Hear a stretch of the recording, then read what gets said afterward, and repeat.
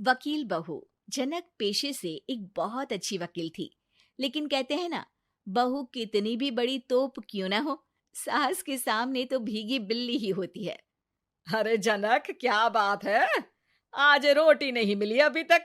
ये तेरा कोर्ट नहीं है जो आज फैसला ना हुआ तो कल की तारीख मिल जाए। रोटी तो रोज वक्त में चाहिए। हाँ। माँ जी, रोटी तो कब की बन गई। मैंने आपको कहा तो खाना खाने के लिए, आपने शायद सुना नहीं होगा। ओहो हो, जज नहीं हूं मैं तेरे कोर्ट की, सास हूं सास। कोई दलील फालतू की मत देना यहाँ। बहुत जानती हूं मैं इन वकीलों को। अपनी बात ऊपर रखने के लिए झूठ बोलने में जरा भी नहीं सोचते। तभी वहां जनक के ससुर आ जाते हैं। अरे भाग्यवान, क्यों बेचारे के काम को कोसती रहती है हमेशा। मैं भी तो था वहां जब ये आई थी तुझे रोटी खाने को बुलाने के लिए। सास को तो अब गुस्सा आ जाता है कि कैसे किसी ने बहू की साइड ले ली। अरे वाह जी वाह, वो तो मैं जानती थी कि कोई ना कोई गवाह तो ये पेश कर ही देगी। पर मैं तो अब सीधा खाना खाकर सोने जाऊंगी। मुझे आदत नहीं है किसी से बहसा बहसी करने की। पता नहीं कैसे ये वकील इतना दिमाग लगाकर खुद तो झूठ बोलते ही हैं, साथ में झूठे गवाह भी ले आते हैं। जनक को सास के ताने सुनने की अब आदत सी पड़ जाती है। एक दिन जनक वकील की ड्रेस पर काला कोट पहनकर कोर्ट के लिए निकल ही रही होती है कि अरे कहाँ चली काला कौवा बनकर? टोक दिया ना। अब कोर्ट तो वकील वाली ड्रेस पहनकर ही जाऊंगी ना। वाह भाई वाह, दामिनी तो मैंने भी देखी है। सन्नी पाजी ने ऐसा ही कोट पहना था और कहा था कि तारीख पर तारीख, तारीख पर तारीख। मतलब कि कोई बात करनी है तो बोलिए, वरना वक्त नहीं है मेरे पास खराब करने के लिए। अरे पता नहीं तुझ में क्या देखा मेरे बेटे ने, सारा दिन वकीलों वाली बहस करती है, भोली भाली सास के साथ। अच्छा सुन, जो इतनी बहस मेरे आगे करती है ना, जरा अपने बॉस से कर ले, जो 1 साल भी ना हुए तेरी शादी को और काले कपड़े पहना दिए। अंदर जा और लाल कोट पहन कर आ, पता तो चले कि नई नवेली शादी हुई है। अरे माँ जी, कोर्ट में मेरा बॉस क्या करेगा? ये तो पूरे देश की ड्रेस है वकीलों के लिए। लेकिन सास तो ठहरी सास। अच्छा, तो कोई जरूरत नहीं है 2-4 साल कोर्ट जाने की। शादी थोड़ी पुरानी हो जाए तब इजाजत दे दूंगी मैं तुझे काले कपड़े पहनने की। अब क्या था, मन मारकर जनक को लाल रंग का कोट पहनकर कोर्ट जाना पड़ता है। उसके जाने के बाद आहा, बढ़िया, ये पूरे देश की ड्रेस की बात करने वाली। अरे पहना दिया ना लाल कोट। अब सास आए दिन या तो जनक को उसके काम का ताना देती, या फिर उसका काम छुड़वा देने की धमकी। तंग आकर एक दिन जनक पति से कहती है, मैं सोच रही हूँ कि कोर्ट जाना बंद ही कर दूं। अरे क्यों यार, इतना अच्छा करियर है, क्यों छोड़ने की सोच रही हो? अरे लाल रंग का कोट पहनकर जाना पड़ता है। हर बात पर सास ताना देती है कि वकील तेज होते हैं, सवाल जवाब करते हैं, झूठी दलीलें देते हैं।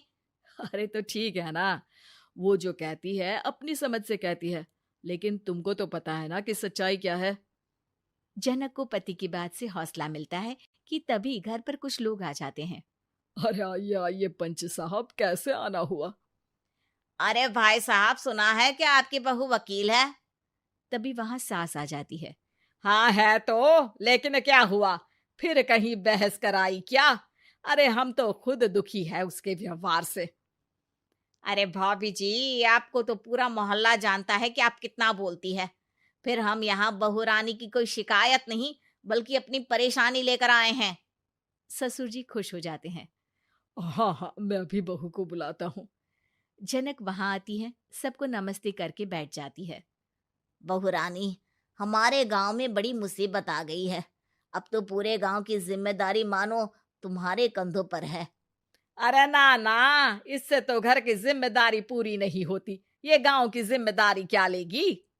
भाभी जी, आप चुप हो जाओ। यहाँ पढ़े लिखे लोगों की बात हो रही है। आप जाओ, जरा रसोई से सबके लिए चाय लेकर आओ। मैं कॉफी लूंगी। हाँ हाँ, वकील साहिबा के लिए कॉफी। सास सर पैर सब पटक कर वहां से निकल जाती है। बहू, गांव में पानी नहीं आ रहा है, पड़ोसी राज्य ने हमारा पानी रोक रखा है। इसका मामला तो बड़े कोर्ट में चलेगा पंच जी, लेकिन ऐसा क्यों? वो राज्य हम लोगों से पानी के पैसे मांग रहा है। अब आधे गांव में पानी की सप्लाई खत्म हो गई है बहुरानी।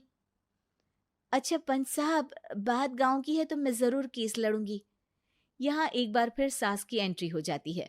अरे वाह जी वाह, ये काम करवा लो, आप हमारी बहू से बहुत अच्छा करती है। मैं हूं सीधी सादी सास। इस लड़की ने कैसे लड़ लड़ कर मुझे साइड कर रखा है, ये तो अब आपको पता चल ही जाएगा। अरे भाभी जी, आपकी आवाज तो पूरे गांव को सुनाई पड़ती है जब आप बहू रानी को सुंदर वचन सुना रही होती हैं। अरे वकील बहू मिली है, फक्र करो फक्र। हाँ जी हाँ, सारी फकर तो हम लोग ही करें।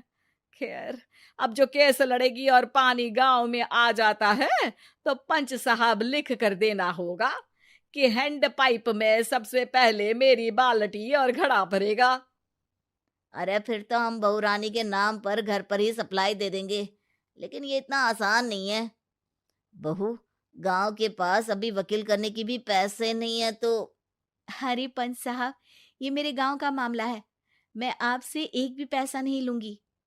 सास को बहू की बात पर गुस्सा आ जाता है, लेकिन सबके जाने के बाद झनक मन लगाकर गांव की परेशानियों को दूर करने में लग जाती है। और वो दिन भी आता है कि झनक केस जीत जाती है। अरे आज तो प्लम्बर आकर घर तक पाइप लगा गया है। खुश हो जाओ, मेरे कारण तुम लोगों को घर के अंदर ही पानी मिल जाएगा।